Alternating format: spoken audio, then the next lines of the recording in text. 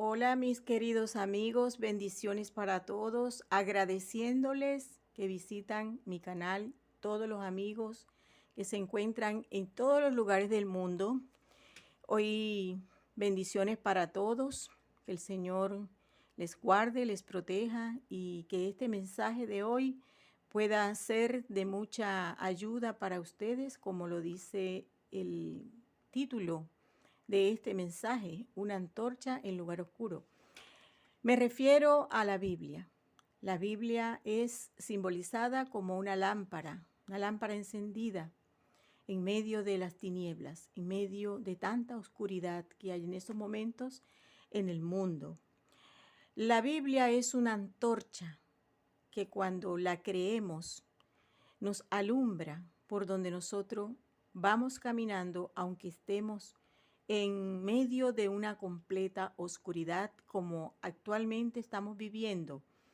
El mundo ahorita está viviendo una completa oscuridad.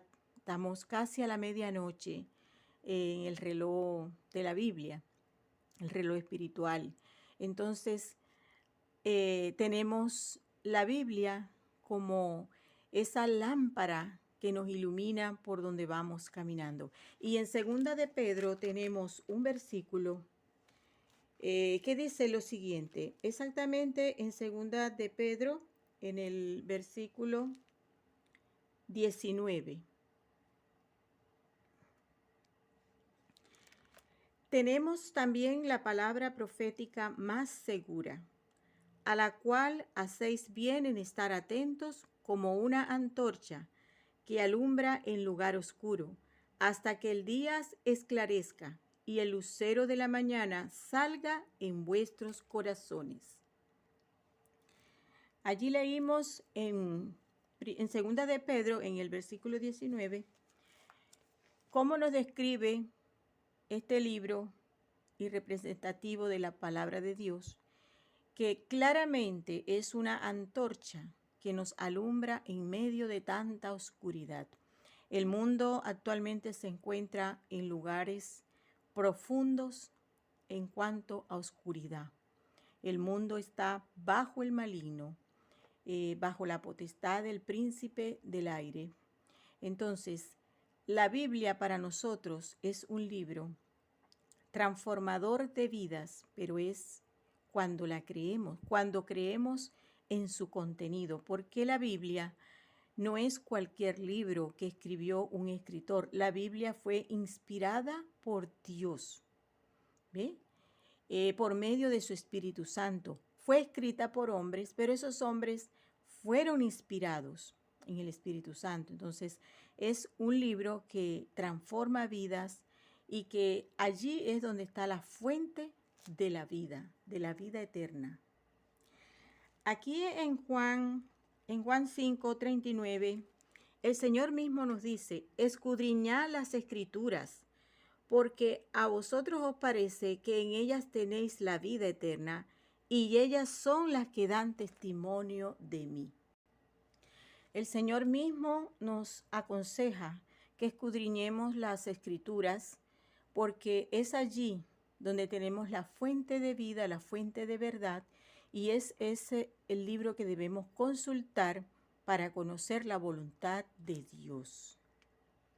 Ahora bien, seguimos en segunda de Pedro en el versículo 20, donde dice, entendiendo primero esto, que ninguna profecía de la Escritura es de interpretación privada, porque nunca la profecía fue traída por voluntad humana, sino que los santos hombres de Dios hablaron siendo inspirados por el Espíritu Santo. Claramente aquí nos explica la Biblia de manera bien contundente que el libro, nuestra palabra de Dios, lo que es la Biblia, no fue de interpretación humana, o sea, no podemos darle interpretación humana, ni tampoco la interpretación ha sido privada, secreta, no, la interpretación de la Biblia ha estado allí a la mano del ser humano para interpretarla a través del Espíritu de Dios, porque solamente teniendo el Espíritu de Dios y habiendo nacido nuestro espíritu muerto de nuevo, en esa forma es que podemos nosotros poder recibir la clara interpretación de la palabra de Dios.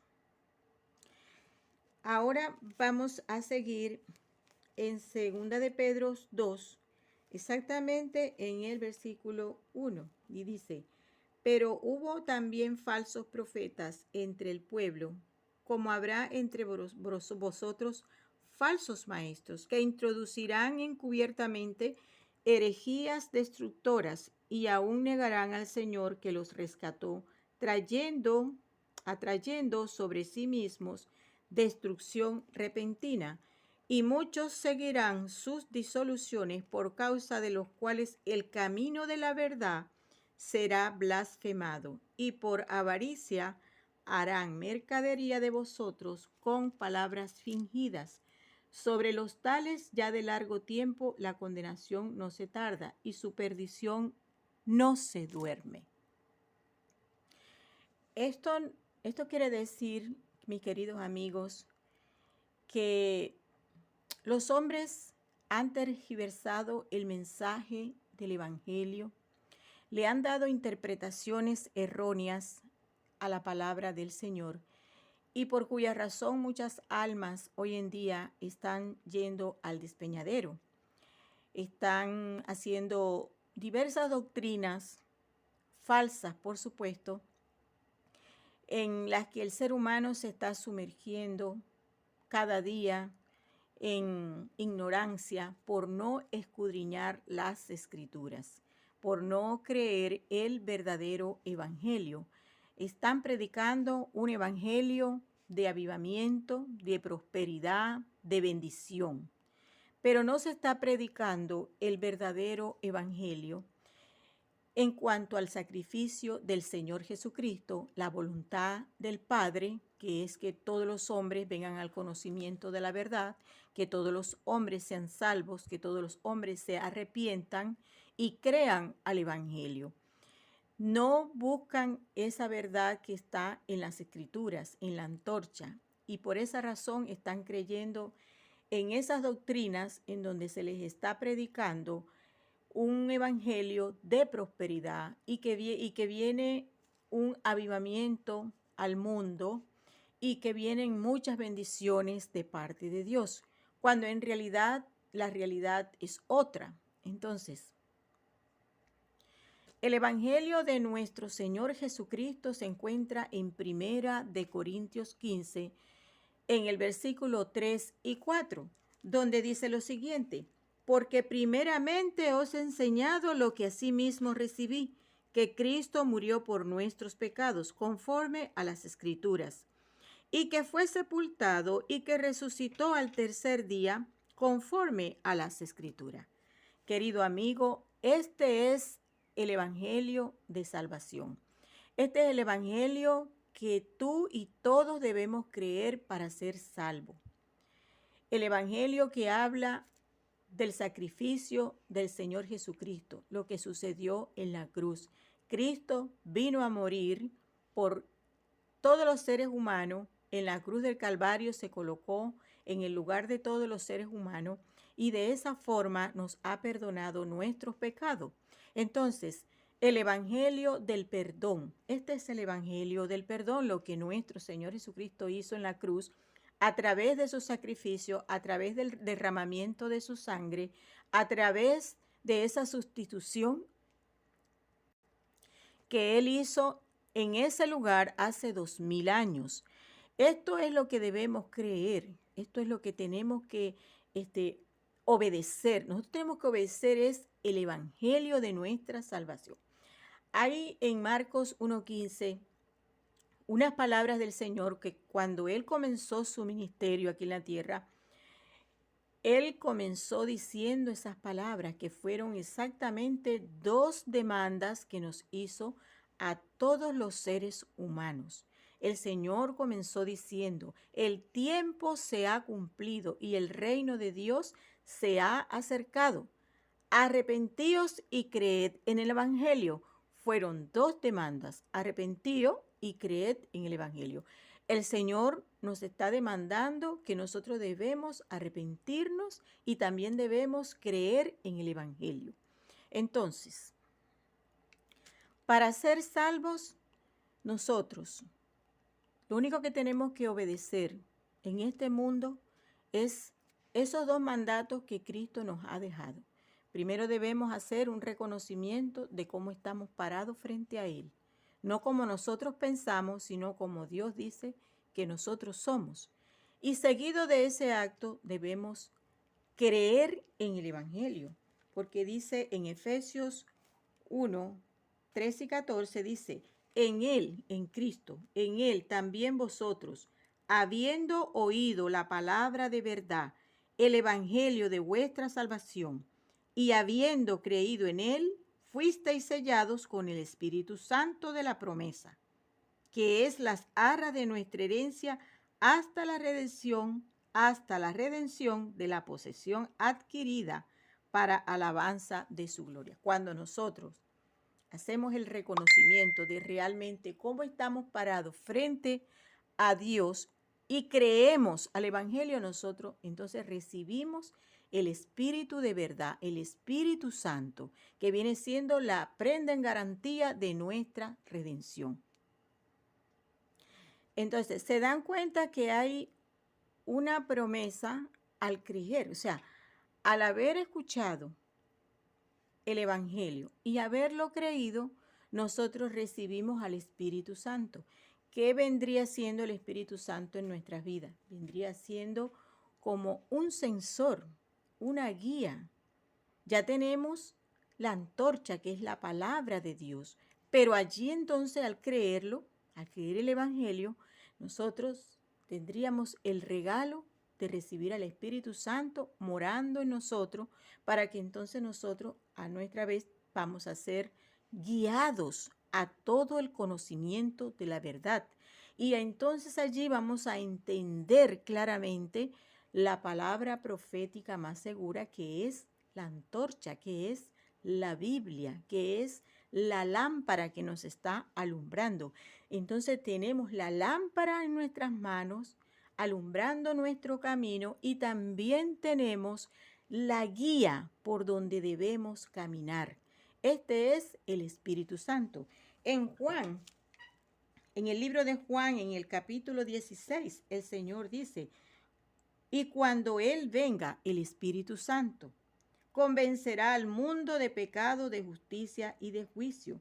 Allí en ese momento, cuando la persona ya ha creído al Evangelio, entonces esa persona es portadora del Espíritu Santo y esa persona comienza a hablar las cosas que han de venir por medio del Espíritu Santo, comienza a evangelizar, comienza a advertir del pecado, comienza a advertir del infierno, porque ya tiene el Espíritu de verdad morando en él. Entonces dice el Señor, y cuando Él venga convencerá al mundo de pecado, de justicia y de juicio. De pecado por cuanto no creen en mí, de justicia por cuanto voy al Padre y no me veréis más, y de juicio por cuanto el príncipe de este mundo ha sido ya juzgado. Pero cuando venga el Espíritu de verdad, Él os guiará a toda la verdad, porque no hablará por su propia cuenta, sino que hablará todo lo que oyere y os hará saber las cosas que habrán de venir. Bueno, aquí entonces ya sabemos que una vez que hemos creído el Evangelio, el Señor nos da el Espíritu de verdad para que seamos guiados a todo el conocimiento de la verdad. Para recibir todas estas cosas, primero debemos escuchar la palabra de Dios, porque si no escuchamos la palabra de Dios, nosotros nunca vamos a poder creer el Evangelio, porque en Romanos 10:17 dice lo siguiente, así que la fe es por el oír y por la palabra de Dios. Si no escuchamos la palabra de Dios, pero sino que evadimos cualquier persona que nos quiera hablar de las Escrituras, del Evangelio, nosotros evadimos, nosotros estamos rechazando la palabra de Dios, estaríamos rechazando el Evangelio y también estaríamos rechazando al que nos sustituyó en la cruz y estaríamos rechazando al Dios Padre, que fue el que diseñó la obra de salvación ejecutada en la persona de su Hijo, nuestro Señor Jesucristo, quien fue el que vino a colocar su vida en vez de la nuestra, para que nosotros fuésemos salvos de ir al infierno a pagar por nuestros pecados, porque éramos nosotros quienes habíamos cometido las transgresiones, no Jesucristo. Jesucristo fue sin pecado. Remitimos, nosotros cometimos el pecado y y Dios lo remitió al cuerpo de Cristo, pero nosotros somos los transgresores, nosotros somos los pecadores.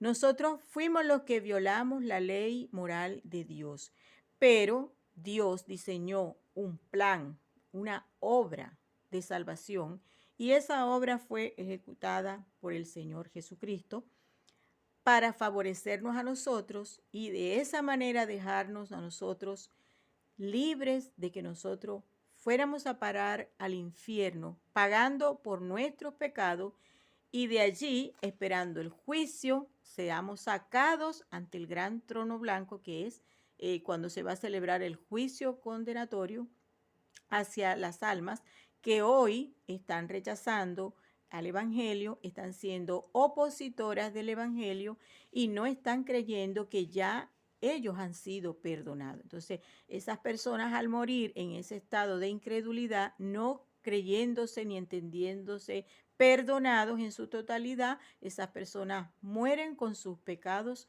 pegados en su alma, como lo dijo el Señor Jesucristo en Juan 8:24, cuando Él les dice: por eso os dije que si no creéis que yo soy, en vuestros pecados moriréis. Y en Marcos 16:16 el Señor dice: el que creyere y fuere bautizado será salvo, pero el que no creyere será condenado. Y el bautismo en el cual el Señor Jesucristo se refiere aquí es el bautismo que les dije, que al creer somos bautizados, se nos ha entregado al Espíritu de verdad para ser guiados. No es el bautismo en agua ni nada de eso, sino el bautismo en el Espíritu Santo.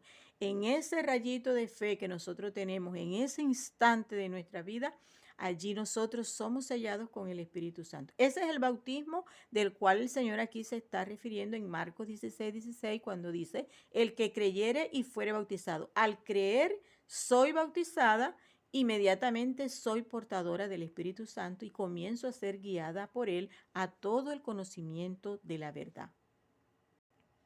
En Ezequiel 18:4 hay un decreto que dice que toda alma que pecare, esa morirá. ¿De qué nos salvó Cristo? Cristo nos salvó de la condena, de ese decreto que nos condena a la muerte del alma por la eternidad. Allí dice: el alma que pecare, esa morirá. Todas las almas son mías, así como el alma del Padre, el alma del Hijo también es mía. Toda alma que pecare, esa morirá. Ezequiel 18:4, allí está. Ese es, mi querido amigo, un decreto que te condena, un decreto que se deja caer cuando tú cometes un solo pecado, que es tu primer pecado, porque un solo pecado te condena a la muerte de tu alma. Con un solo pecado te vas al infierno. Con un solo pecado cometido te haces culpable de toda la ley, porque al cometer un solo pecado nosotros ya hemos transgredido toda la ley. Con una sola mentira o con un solo mal pensamiento, con una sola intención de rabia, ya estamos allí cometiendo homicidio. Allí ya nos estamos haciendo asesinos. Y la ley dice: no matarás. Cuando tú miras a una mujer y la codicias en tu corazón, para ti, que no es tu esposa, allí ya tú estás cometiendo adulterio. Ahí ya tú te haces culpable de todos los puntos de la ley, que son 10 mandamientos. Pero con un solo pecado nosotros nos condenamos a la eternidad, al fuego eterno. Y en Romanos 6:23 dice que la única manera de pagar esa transgresión y por ese pecado es la muerte. Dice: la paga del pecado es la muerte. En Romanos 6:23 dice que la única manera de pagar por los pecados es con la muerte del alma. Nosotros, al cometer el primer pecado, mi querido amigo, ya hemos sido condenados. Ya nosotros no podemos hacer nada por nosotros mismos. Por eso fue que Cristo vino, por eso fue que Dios lo envió, porque había el conocimiento en ellos, esa sabiduría tan excelsa del Señor, que el ser humano no podía salir de ese estado terrible en el que se encuentra, que es condenado. Y al cometer el primer pecado, morimos espiritualmente, nuestro espíritu muere. Entonces estamos espiritualmente muertos. Estamos corrompidos porque nosotros estamos incapacitados para dejar de pecar. Y también vamos condenados. Entonces nosotros los seres humanos estamos en tres estados terribles. Y tenemos que hacer el reconocimiento de que siempre vamos a cometer pecado, que estamos inhabilitados para nosotros poder estar sin pecar. Entonces es un reconocimiento que se debe hacer ante Dios y no pensar que nosotros no cometemos tantos pecados y que los pecados que cometemos son chiquititos y que por esa razón Dios no nos puede condenar al infierno porque Dios es un Dios bueno, es un Dios de amor. Pero resulta que la Biblia dice que es un Dios de justicia y que habrá un día en el cual Dios juzgará al mundo. Entonces, ¿por qué nos va a juzgar? ¿Por nuestros pecados? No nos va a juzgar por nuestros pecados, mi querido amigo, porque nuestros pecados ya Cristo los ha pagado en la cruz del Calvario. Esos pecados ya quedaron pagados en su totalidad. Tú no tienes que arrepentirte de tus pecados ni pedir perdón por tus pecados, porque ya tus pecados Cristo con su muerte y con su sangre los ha borrado, los ha perdonado y ya esos no existen más. ¿De qué tú tienes que hacer reconocimiento? De que tú eres un pecador, de que tú toda la vida, hasta el día que estés en ese cuerpo de muerte, tú vas a pecar. Tú tienes que entenderte y reconocerte que estás moralmente corrompido, que vas rumbo al infierno, que tú no puedes dejar de pecar porque tú tienes el pecado en el cuerpo. Hay una ley del pecado, hay una ley del pecado, querido amigo.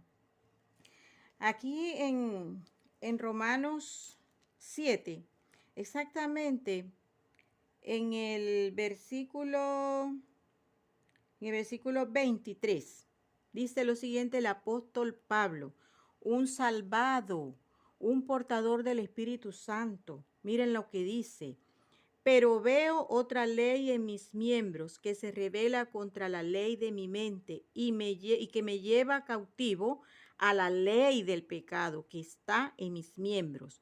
Y él exclama: miserable de mí, ¿quién me librará de este cuerpo de muerte? Y dice: gracias doy a Dios por Jesucristo, Señor nuestro. Así que yo mismo con la mente sirvo a la ley de Dios, más con la carne a la ley del pecado. Hay una ley del pecado en nuestros miembros que nos hará pecar hasta el día de nuestra muerte física. Entonces, reconociendo y entendiéndonos que somos unos miserables pecadores, ¿verdad? Allí nosotros nos estamos reconociendo ante Dios que estamos incapacitados para no cometer pecado. Nosotros estamos inhabilitados moralmente para dejar de pecar. Por eso fue que Cristo vino a colocarse en el lugar de nosotros, porque Él en su calidad de Dios, Dios Hijo, pudo soportar la ira de Dios que era para nosotros. Él fue el único que pudo colocar su vida y volverla a tomar, como lo dice en su palabra. Yo pongo mi vida y puedo volverla a tomar, porque Él es Dios. Él fue el único que pudo durar todas esas horas, desde la hora sexta hasta la hora novena, aguantando la descarga del pecado, la maldición, la muerte, las enfermedades, todo lo que nosotros teníamos, que Dios nos despojó a nosotros para cargarlo, remitirlo sobre Él en la cruz. Allí Cristo soportó por varias horas lo que era para nosotros, lo que nosotros teníamos, las transgresiones que nosotros habíamos cometido. Fue Cristo, mi querido amigo, el que se colocó en tu lugar para Él llevar la condena que pesaba sobre de tu cabeza. Fue Él el sacrificio para ti. Él fue tu ofrenda. Él fue el cordero que quitó el pecado del mundo, porque el pecado, mi querido amigo, fue quitado del mundo. El pecado ya está perdonado. Pero ¿qué es lo que nos va a llevar al infierno? ¿O qué es lo que está llevando a las almas al infierno? no son los pecados, porque tú cometes pecado, ¿verdad? Pero Cristo pagó por esos pecados que tú ibas a cometer desde el comienzo hasta el fin de tu vida. Él ya pagó por esos pecados. Los pecados no son los que te van a llevar a ti al infierno. Ellos no son los que te van a llevar a la eternidad en el lago de fuego, sino el que tú no creas que Cristo ya pagó por tus pecados. Si tú no crees que Cristo ya pagó por tus pecados, entonces tú morirás con tus pecados en tu alma y tú tendrás que ir al juicio ante el gran trono blanco a pagar, a dar cuenta por tus pecados, porque no quisiste creer que Dios envió a su Hijo a sustituirte a ti en la cruz para que tú no tuvieras que ir al infierno, a esa sala. Es una antesala en tormento el infierno, a esperar el juicio ante el gran trono blanco, y allí estarás parado frente al juez, dando cuenta de tus pecados y por qué no creíste. Habiendo Dios enviado a su Hijo, tú no lo creíste. Entonces, tienes la antorcha y tienes el guía. Solo tienes que creer, porque si tú no lo crees, tú morirás en tus pecados. El ser humano a través de los 10 mandamientos no puede ser salvo, porque los 10 mandamientos ningún ser humano los puede cumplir. He allí la razón por la cual Dios envió a su Hijo, porque Él era el único que tenía la potestad, el poder para cumplir los 10 mandamientos, porque Cristo vino y no cometió ningún solo pecado. Él fue el único aquí en la tierra que pudo cumplir esos 10 mandamientos. Mira lo que dice la Biblia en Romanos 8:3, porque lo que era imposible para la ley, por cuanto era débil por la carne, Dios enviando a su Hijo en semejanza de carne de pecado, y a causa del pecado condenó al pecado en la carne. Cristo condenó el pecado en la carne porque Él era el único que podía hacerlo, porque nosotros no podíamos justificarnos ante el Padre. Nosotros no podemos salvarnos ante Dios por nosotros mismos, por nuestras obras de cumplir los 10 mandamientos, porque no podemos cumplir los 10 mandamientos sencillamente porque estamos inhabilitados. Espiritualmente no podemos dejar de pecar. Nosotros somos pecadores, nacemos pecadores y morimos pecadores. En la Biblia, en el libro de Romanos 5:8 dice la Escritura: mas Dios muestra su amor para con nosotros en que siendo aún pecadores, Cristo murió por nosotros. Cristo murió por todos nosotros. ¿Para qué? Para que nosotros no fuéramos al infierno. Cristo murió por nosotros para que nosotros no fuéramos a pagar por nuestros pecados. Cristo pagó por nuestros pecados. Cristo no murió en la cruz, mi querido amigo, para que tú vivieras hoy una vida de riqueza, para que fueras un magnate. Cristo no murió en la cruz para que tú hicieras tus sueños realidad. Cristo no murió en la cruz para que tú vivas en deleite. Cristo no murió en la cruz para que tú seas un millonario y no tengas escasez. Cristo no murió para eso. Cristo murió para salvar tu alma. Cristo murió para salvar tu alma del infierno. Cristo murió para salvar tu alma del lago de fuego. Cristo murió para evitar que tú pasaras la eternidad en el lago de fuego.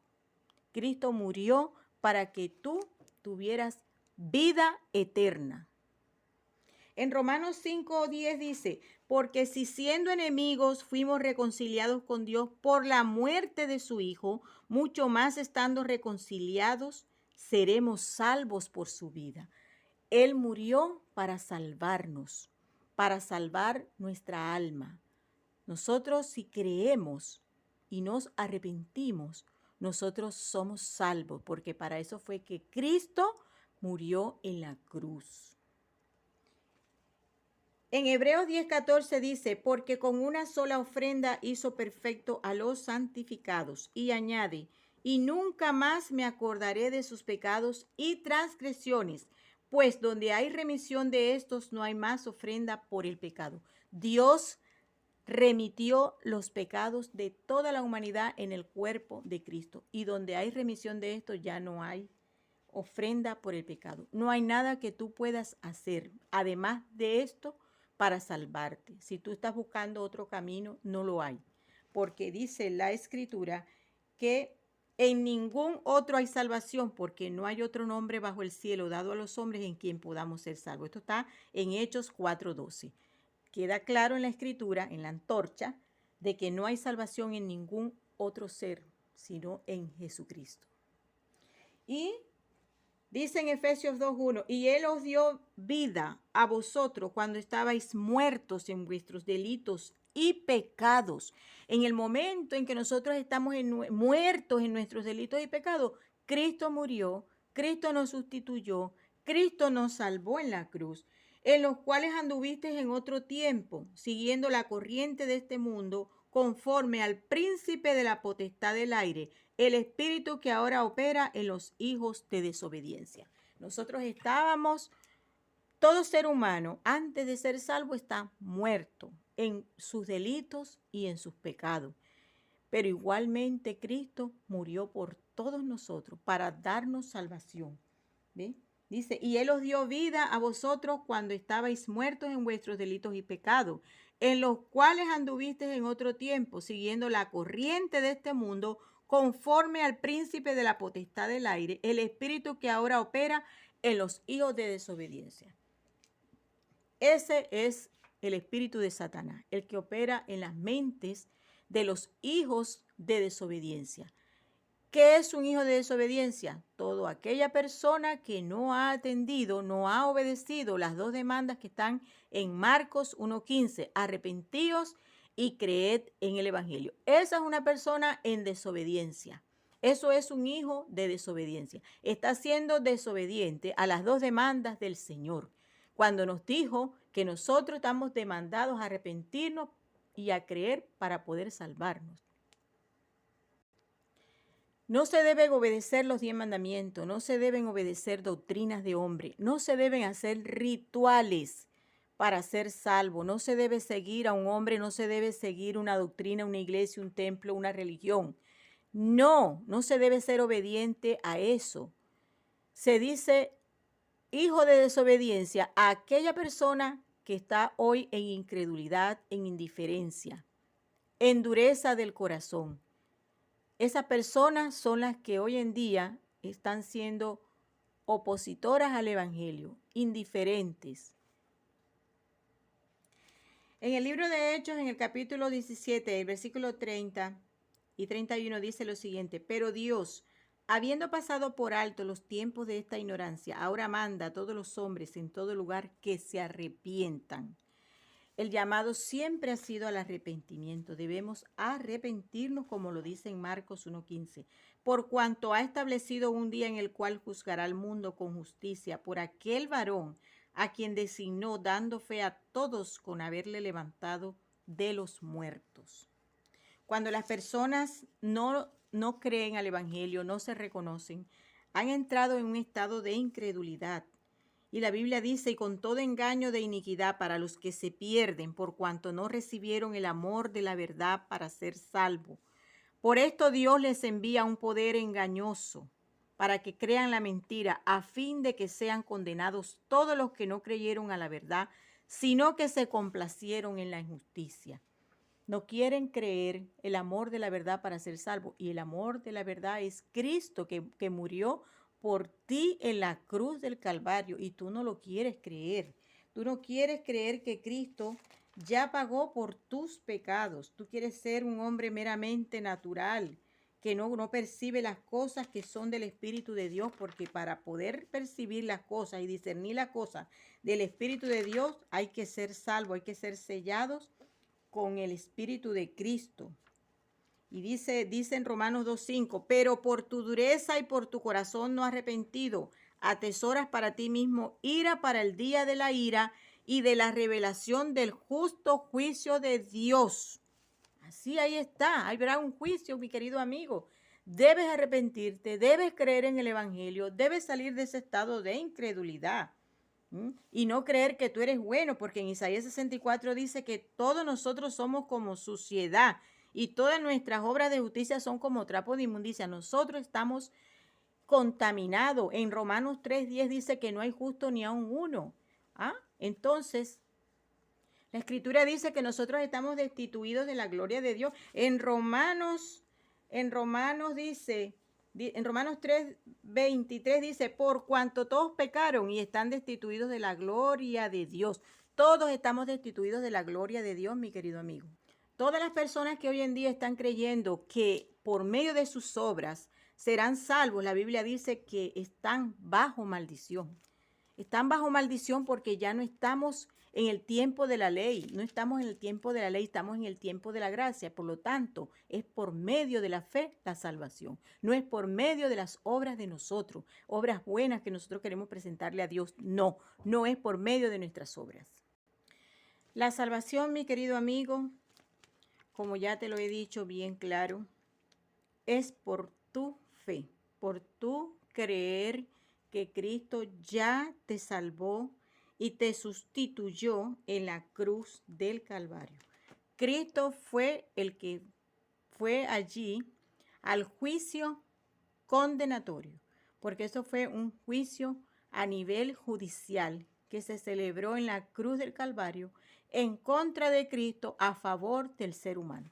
Cristo fue a quien se le imputaron todos los pecados de la raza humana, porque en Isaías 53:6 dice que Dios cargó en él el pecado de todos nosotros. Entonces a él fueron imputados los pecados todos de la raza humana.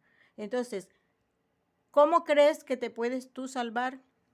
La Biblia te lo dice claramente, que es por creer. Por creer. Creer es tener certeza de lo que Cristo hizo hace 2000 años. Por eso el Señor comienza su ministerio diciendo, el tiempo se ha cumplido y el reino de Dios se ha acercado. Arrepentíos y creed en el evangelio. Entonces, el arrepentimiento no es otra cosa que una demanda que hace el Señor y que consiste en que el ser humano cambie por sí mismo esa manera de pensar. Tienes que cambiar esa manera de pensar, cambiarla radicalmente.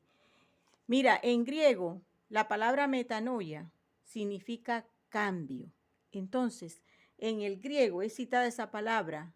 Cambio es arrepentimiento. Cuando uno hace cambios en nuestra manera de pensar, uno se está arrepintiendo de lo que uno piensa, de lo que uno es. Eso es un cambio, eso es el verdadero arrepentimiento. El cambio es el reconocimiento de lo que soy, que no es como digo yo, sino es como dice la Biblia que soy. ¿Y cómo dice la Biblia que soy? Que soy un injusto, que soy un inmoral, que estoy muerto espiritualmente, que siempre voy a pecar, que soy un inmundo. Mira, en Romanos 3:10 dice lo siguiente, como está escrito, no hay justo ni aún uno. Mira cómo nos ve Dios. No hay quien entienda, no hay quien busque a Dios. Todos se desviaron, a una se hicieron inútiles. No hay quien haga lo bueno, no hay ni siquiera uno. Sepulcro abierto es su garganta, con su lengua engañan. Veneno de áspides hay debajo de sus labios, su boca está llena de maldición y de amargura. Sus pies se apresuran para derramar sangre, quebranto y desventura hay en sus caminos, y no conocieron camino de paz. No hay temor de Dios delante de sus ojos. No hay justo ni aun uno. Y si no hay justo ni aun uno, todos somos injustos. Y los injustos, dice la Biblia, no heredarán el reino de los cielos. ¿Y cuáles son los injustos? Los que andan en borrachera, los que son idólatras, los homosexuales, los ladrones, los mentirosos, los adúlteros. Esos son los injustos. Y Dios dice en su palabra en Isaías 55:7, nos aconseja, deje el impío su camino y el hombre inicuo sus pensamientos. Deja de pensar de esa manera de que tú eres bueno, tú no eres bueno, yo no soy buena, nadie es bueno. Entonces debemos de hacer un reconocimiento, debemos hacer metanoia, debemos creer en el evangelio para poder ser salvos. Ya deja de pensar en ese diosito que te has inventado en tu cabeza, diciendo que Dios es bueno, que Diosito es puro amor, que Diosito allá, que Diosito acá, cuando en realidad la Biblia dice, no todo el que me dice Señor, Señor entrará en el reino de los cielos, sino el que hace la voluntad de mi Padre que está en los cielos. Esto se encuentra en Mateo 7, en el versículo 21, lo puedes buscar, en donde el mismo Señor dice, no todo el que me dice Señor entrará en el reino de los cielos. ¿Por qué? Porque no estás haciendo la voluntad de Dios. La voluntad de Dios no es que tú seas rico, no es que tú seas esto ni aquello. La voluntad de Dios es que tú obedezcas las dos demandas que están en Marcos 1:15. Arrepentíos y creed en el Evangelio. Eso es la voluntad de Dios, que para que todos los hombres sean salvos y vengan al arrepentimiento, significa que tienes que obedecer las dos demandas que están en Marcos 1:15. Dice la Escritura en 2 de Corintios 6:9, ¿no sabéis que los injustos no heredarán el reino de Dios? No erréis, ni los fornicarios, ni los idólatras, ni los adúlteros, ni los afeminados, ni los que se echan con varones, ni los ladrones, ni los avaros, ni los borrachos, ni los maldicientes, ni los estafadores heredarán el reino de Dios. Eso somos todos, así somos todos. Esa es la realidad nuestra, así somos todos. Debes creer en el Evangelio, debes creer que Cristo murió por tus pecados y creer las promesas que Dios hizo. Cristo prometió en la cruz darte vida eterna y Él lo dice en Juan 10:28, y yo les doy vida eterna y no perecerán jamás, ni nadie las arrebatará de mi mano. La palabra de Cristo es verdad.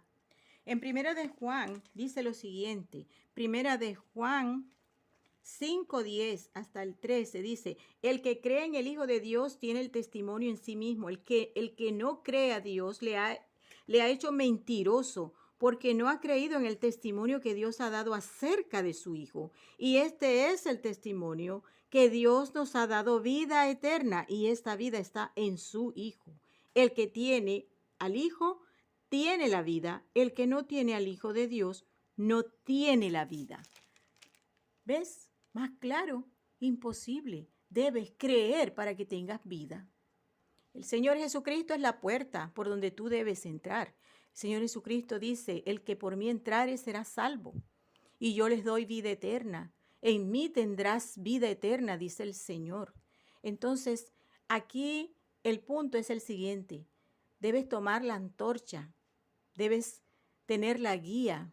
Pero para tomar la antorcha y tener la guía, primero debes creer lo que Cristo hizo por ti en la cruz del Calvario hace 2000 años. Si tú no lo crees, en vano estás creyendo en otras cosas, porque no vas a ser salvo, no vas a entrar al cielo, vas a morir con tus pecados pegados en tu alma. Eres un incrédulo, eres un opositor. Yo te aconsejo que tú medites, que tú te detengas, porque el tiempo de gracia, mi amigo, está a punto de cerrarse, la puerta está a punto de trancarse, y una vez que se tranque nadie podrá abrirla, te quedarás afuera, mi amigo.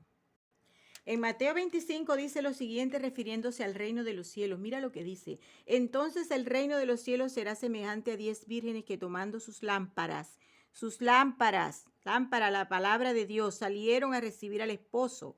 5 de ellas eran prudentes y 5 insensatas. Las insensatas, tomando sus lámparas, no tomaron consigo aceite, mas las prudentes tomaron aceite en sus vasijas juntamente con sus lámparas. Y tardándose el esposo, cabecearon y se durmieron. Y a la medianoche se oyó un clamor, aquí viene el esposo, salí a recibirle. Entonces todas aquellas vírgenes se levantaron y arreglaron sus lámparas. Y las insensatas dijeron a las prudentes, danos de vuestro aceite, porque nuestras lámparas se apagan. Mas las prudentes respondieron diciendo, para que no nos falte a nosotras, a vosotras y a vosotras, id más bien a los que venden y comprad para vosotras mismas. Ahora yo te pregunto, si estás yendo a una religión, estás creyendo en otras cosas, mira lo que dice la palabra de Dios, que el reino de Dios será semejante a 10 vírgenes. ¿Cuál de las vírgenes eres tú? ¿Tienes la antorcha? ¿Tienes la lámpara vacía, sin aceite? El aceite es el Espíritu Santo, la guía. Toma la antorcha y llénala de aceite, pero tienes que creer, porque la salvación no es por tus buenas obras o porque asistas a un templo todos los domingos con la Biblia debajo del brazo. No. La salvación no se logra de esa manera, porque Cristo ya la conquistó para ti gratuitamente, solo debes creerla. Bueno, mis queridos amigos, gracias por prestar atención a este mensaje. Yo les bendigo grandemente en nombre de mi Señor Jesucristo y que este mensaje haya sido de mucha, mucha, mucha importancia para ti. No lo deseches, no deseches la gracia, no desprecies la salvación. Que el Señor te bendiga.